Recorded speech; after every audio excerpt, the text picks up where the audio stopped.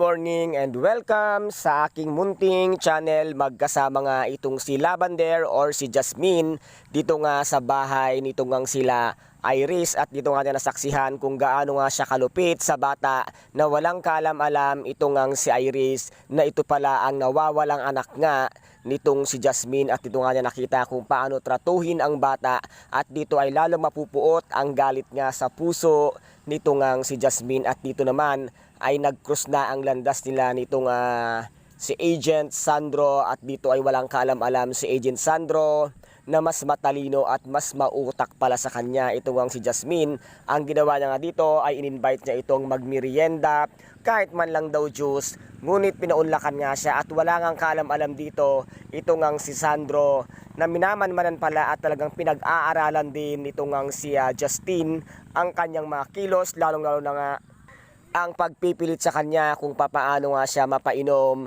At dito pala ay binabalak niya para makuhanan siya ng DNA test para malaman nga kung ito bang si Jasmine at si Lavender Fields ay iisa.